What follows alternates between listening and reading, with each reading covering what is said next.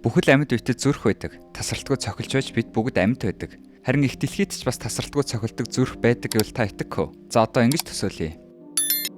Та бол геологийн ажиглалтын төвд ажилладаг, газар хөдөлдөг хяндаг судлаач хүн.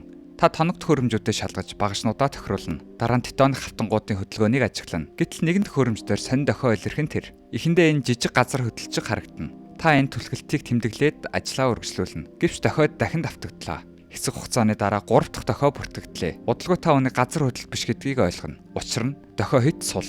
Энэ логчлолт нь 26 секунд тутам давтагдаж зүрхний цохилчиг санагдана. Хүний зүрх цээжний төвд ойр байдаг шиг манай гаргийн зүрхчээс төв хэсэгт буюу лугшилтын доргилт экватороос ирж байдаг. Та бусад мэрэгжлийн хүмүүс рүү залгаж энэ юр бусын үзэгдлийн талаар хэлнэ. Гэхдээ хинт ч юу болохыг мэдэхгүй. Мөн та цохилтын их усүрийг тогтоож чадахгүй.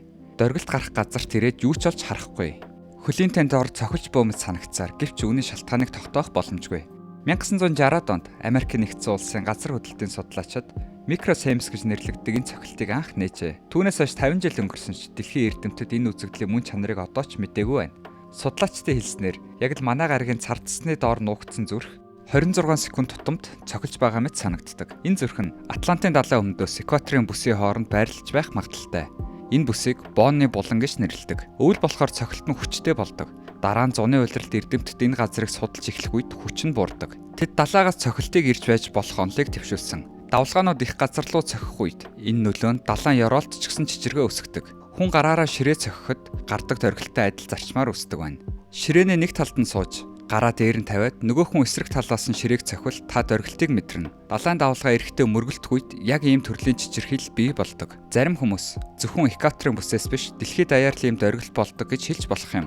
Гэхдээ нарны энерги хамгийн их тусдаг хэсэг нь экваторт бол тэнд хүчтэй шуурга, салхи, хурдтай далайн урсгал, долгионууд үүсдэг. Мөн 1980 онд геологч шуурганы үеэр дэлхийн чичирхийлэл улам хүчтэй байдгийг олж тогтоосон. Өөрөөр хэлбэл хүчтэй давлгаа эрэг рүү цохих үед дэлхийн лугшилтын хүч нь бас нэмэгдэж байсан.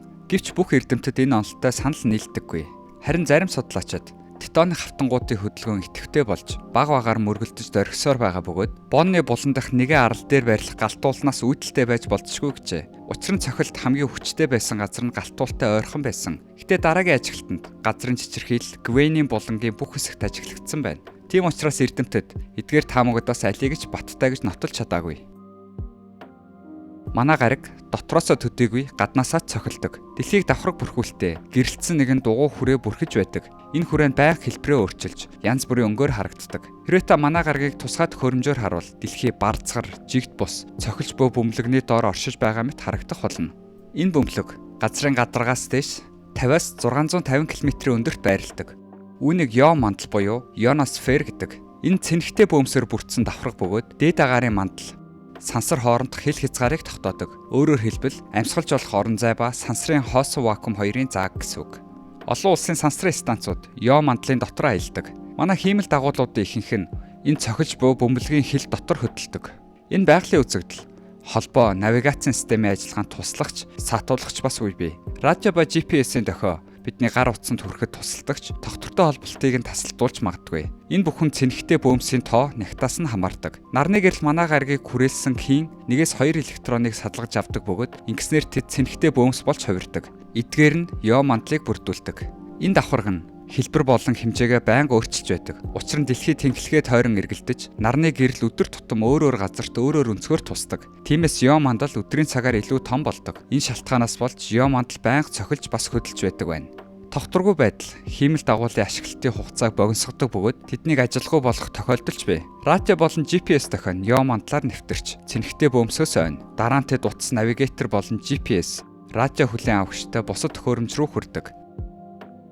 Манай гариг зөвхөн цохилдог биш, бас чимээч гаргадаг. Энэ дууг бичиж авах боломжгүй ч дэлхийн хүн амын 2-4% дэлхийн өнцөг булан бүрээс сонсдог. Бие биетэйгээ ямар ч холбоогүй хүмүүс нэгэн төрлийн дүнглэх чимээний талаар бүгд хэлдэг. Энэ тэдний нойрыг алдагдуулж, төвлөрөхөд саад болж, хаач явсан тасралтгүй сонсогддог байна. Магадгүй таач бас сонсдогч анзаарахгүй өнгөрөх үе байдаг. Харин нэг л удаа анзаарвал дахиж хизээч анзаарахгүй байж чадахгүй. Шотландын нэгэн жижиг тосгоны орсон суугчид энэ дүнглэх чимээг бүдүүн, нам давтамжийн чимээ гэж тодорхойлсон. Интернэтэд дэлхийн өнцөг булан бүрээс хүмүүс энэхүү нууцлаг дуу чимээг сонссон газараа тэмдэглэж, тайлбар үлдээдэг газрын зурагтай сайт хүртэл байдаг. Хаасайгүй дуурдаг энэ чимээ нь энгийн хүн сонсож чадхааргүй нам давтамжийн гээрцтэй байдаг байна. Зарим хүмүүс үүнийг дээрээс нисч буй онгоцны сул чимээтэй төстэй гэдэгч үүнээс илүү зөөлөн дуурдаг гэх нь бий. Зарим нь хашаан тавьсан ачааны машины сул ассан хөдөлгөөрийн дуу шиг гэж дүрсэлдэг.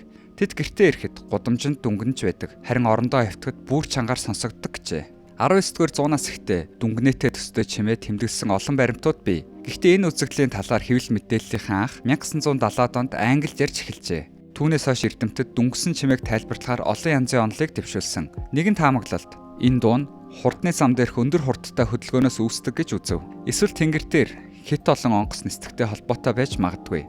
Энэ чимээ болон дөргилт нь цахилгаан станцууд, үйлдвэрлэлийн тоног төхөөрөмж, асар том агааржуулалтын системээс ч гарах боломжтой. Зарим хүмүүс далайн усны доорх тектоник хавтан болон дэлхийн гүний цардсан хөдөлгөөн шалтгаан байж болно ч гэж үздэг. Гэхдээ хэн ч үүнийг баталж чадаагүй. Ихэнх тохиолдолд хүмүүс дууг том хотуудад сонсдог. Тиймээс тэд гомдол гаргаж шалгалт явуулахыг шаардсан байна.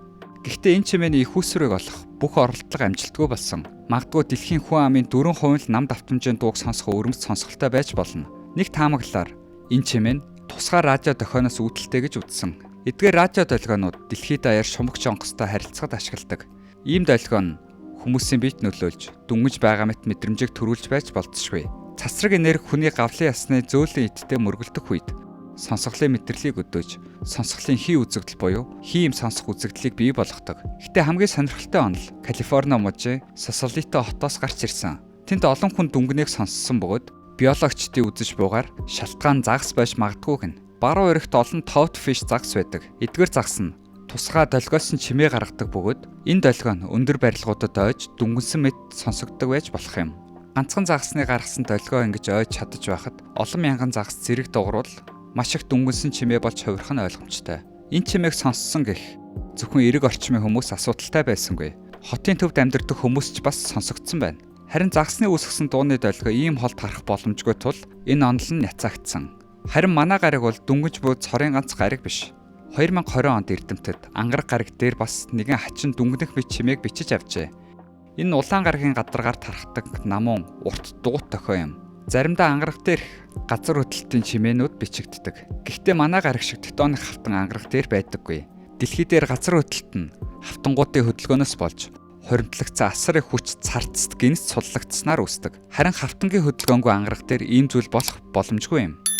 Мөн техник технологи хөгжихөөрээр хүн төрөлхтөн сансраас янз бүрийн чимээг хүлээж авч чадсараа гойлээ. Одоо нэгэн жишээ болгоод хар нүхний чимээг сонсгоё.